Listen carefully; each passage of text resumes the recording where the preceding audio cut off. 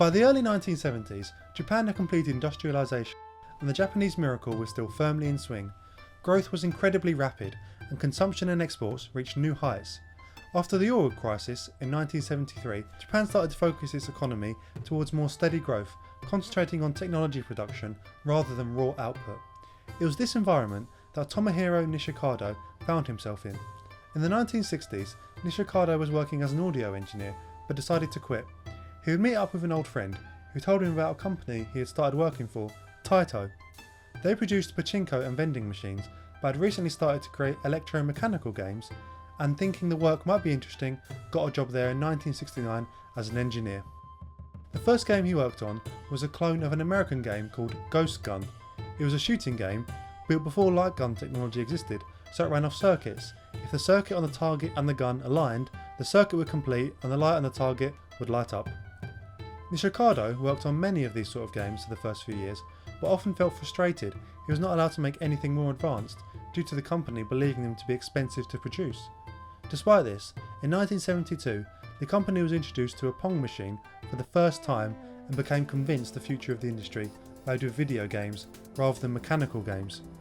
Some sources claim that he made a Pong clone called Elefong, however I haven't found any real evidence of this, Nishikado himself stating in an interview in Game Maestro in 2000 that his first game was Soccer in 1973.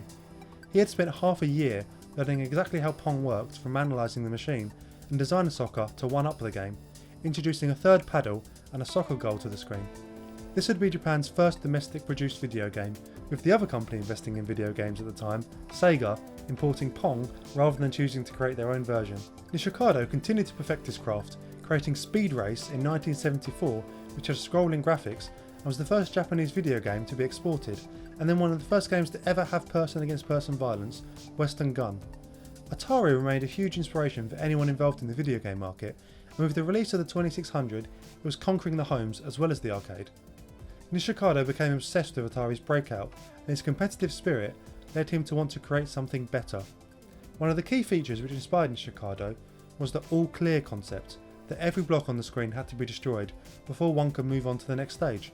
He also liked how the game got harder as it progressed, with the ball speed getting faster and the last block being tricky to hit. Nishikado was affected by the general competitive culture in Japan at the time. The Japanese population was encouraged to be industrious and inventive so that Japan could become a world-leading economy and potentially even overtake their former rivals in the United States. In Nishikado's mind, his game represented Japan, whilst Breakout represented the USA. Nishikado visited the games trade fair in the United States and managed to meet with the then president of Atari, who offered him a job paying 5 times as much as he was paid at Taito. Nishikado refused due to his marriage and wanting to stay in Japan. In 1977, Nishikado began work on his new title. When Western Gun had been exported to America, Midway revised the game to use a microprocessor, which made the game far more smooth, causing Nishikado to realise the future of gaming relied on microprocessors. Nishikado created a microcomputer to allow the development of the game, creating the first Japanese computer to use microprocessors and the most all-round advanced arcade game. Nishikado used the Intel 8080 8-bit processor, which gave it great performance compared to what was used previously, however it was not perfect. The characters move in a slightly strange way, stalling slightly but getting quicker and quicker. Nishikado stated that this was due to limitations with hardware and was the best he could do, but eventually it grew on him. It took 6 months to develop the hardware. He imported LSI chips, soldered them to a board and programmed them directly in assembly, looking at conversion charts for hexadecimal, slowly programming everything in, memorising the hex conversions as he went. Originally, Nishikado considered basing the game around tanks. In practice though, he found that he didn't think tanks looked very cool when the cannon wasn't facing forward, and he knew he wanted to make a game of characters facing up and down. He then tried planes, but found he couldn't render the sprite animation smoothly. This led him to move on to humans. This was pushed back by Taito, who did not feel comfortable with this, with a 2008 report in USA Today stating that they told him, "You can't shoot people and you must not create the image of war." Eventually, it became a game set in space. Nishikado explained this decision in Retro Gamer magazine, in which he said, "Space was a convenient theme for video games, unlike sport, which are bound by specific rules. The implication being that space games can be about anything. Since most people will never go there, the imagination is far more at play." The theme was also on trend. Star Wars and Close Encounters had been released, and space fantasy was becoming hugely popular around the world. Nishikado decided to base the enemies on monsters, taking inspiration mostly from marine life, such as squid, crabs and octopi. Another source states that he took inspiration for the aliens from the bug-like creatures in The War of the Worlds. At the time, Nishikado was calling the game Space Monster, and it was only later changed by his management, who did not give him a choice in the matter. He had to change it to Space Invaders, which caused him a pain to program due to the extra letter. Nishikado explained his approach to designing the game to the BBC.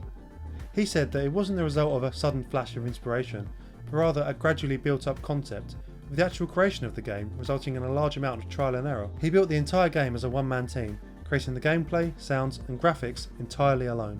Space Invaders features a player ship at the bottom of the screen which can move on a horizontal plane only. Above the player are 4 barriers which can absorb enemy attacks but slowly get destroyed. There are then lines of aliens slowly moving down the screen with the aim of the game to defeat all the aliens before they do. It was obvious within 1 or 2 matches what the player had to do, and this meant it was able to be understood and enjoyed by pretty much anybody. Nishikado explained the idea of the game as this. The game is not that easy to win. The enemy aliens shoot at the player, which make the players feel frustrated and nervous. On the other hand, the game gives exhilaration when the player defeats all the enemy aliens and clears a level. A blend of these feelings urged the player to insert another coin for the next challenge.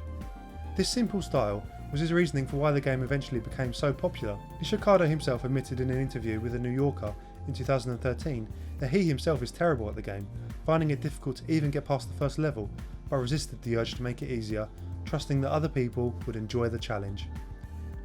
Taito was initially quite negative about the game. They felt that the pace was too quick and people wouldn't be able to keep up with it. Once the game was shown to arcade operators, they felt much the same way, and only a few orders were placed. One of the main problems they had with the game was the difficulty. In most games at the time, even if you wasn't very good, you could last a few minutes on one play. However, with Space Invaders, if you got shot by an enemy, you could die in 5 seconds. Those that did order the game in 1978 had unprecedented success, and word quickly spread of the phenomenon. All manner of entertainment venues in Japan were filled to the brim with machines, with the game even causing reports that there was a shortage in 100 yen coins across the nation, causing the Nippon Ginko, Japan's central bank, to have to print more. Whether or not there actually was a shortage in coins has been a subject of intense debate, and it seems likely that it is a myth, but it was clear the game had entered the national consciousness very quickly. The game was also the subject of similar tabloid style stories that we get today, that it was causing children to miss school and become delinquent. It was not entirely false, and there was plenty of examples of crime increasing in certain areas in order for children to be able to get money to play the game.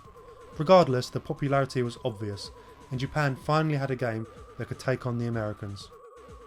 Taito signed a deal with Midway in 1979 to distribute the game in the United States in arcades, and Atari to release the game onto the 2600 with an exclusive license, becoming the first arcade game to be ported to a home console. Taito chose the licensing approach over self-distribution, as it was having trouble meeting the demand at home, let alone anywhere else. Space Invaders steadily spread and eventually took over venues in the USA, Europe and anywhere else that would take it. It also sold extremely well on home consoles. This was the vindication for Nishikado. A Japanese-made game was helping to propel an American-made home console to success. It saved the 2600, which was in a rut due to the massive influx of Pong machines on the market, and the console was struggling to find an audience. It had a revolutionary impact on the console, launching it massively. Space Invaders has successfully turned gaming from a niche hobby into a veritable industry across the entire world. In a way it was fitting. Whilst the competitiveness still remained, it was obvious there would still be partnerships that could be made, highlighting the effect Space Invaders had on the gaming scene as a whole. However, this was not reflected by society at large. Many of them feared the rise of Japanese culture, leading to an undercurrent of Japanophobia, suspicious of Japan's economic and cultural rise. The impact of Space Invaders on gaming is huge. It essentially created the shooter genre, helped certify Japan as a core video game market and producer, and inspired game creators for generations. The popularity of the game meant that gaming was becoming more popular and social than ever before, creating people which for the first time referred to themselves as gamers rather than people simply enjoying a sideshow. The simple gameplay is enjoyable even to this day and has all the aspects of what a good video game should be. It's fun, fast-paced, challenging and addictive. It has the core tenets that have guided video games for generations, and it will live for a very long time. Space Invaders grossed $2 billion in just 4 years, becoming one of the most successful entertainment properties of all time, even more so when adjusted for inflation. Nishikado did not initially receive fame from his creation, with Taito's policy at the time being to hide the developers from the public eye. Nishikado states that he felt envious of other video game developers that were able to take credit for their creations, but is happy that the situation has changed nowadays. At the time, he often visited arcades and quietly watched people playing his game, hoping that a bug wouldn't appear. Nishikado soon received a promotion, meaning that his game design days slowly fell by the wayside, a decision that he later regretted. He decided to transfer out of the video games division, developing amusement machines, such as a robot that played guitar, and karaoke arrangements. Eventually, he moved back into video games, but as a producer rather than a developer. It wasn't until 1997 that he quit Taito and started a development company, Dreams, in which he could finally have full control over his projects. The cultural impact of Space Invaders is still prevalent today, with the figure of the invader becoming almost a mascot for video gaming as a whole, representing everything we gamers love about the medium. Space Invaders created an art form, and it will forever be remembered. I hope you like watching this video. If you did, don't forget to leave a like, comment, and please consider subscribing. Goodbye!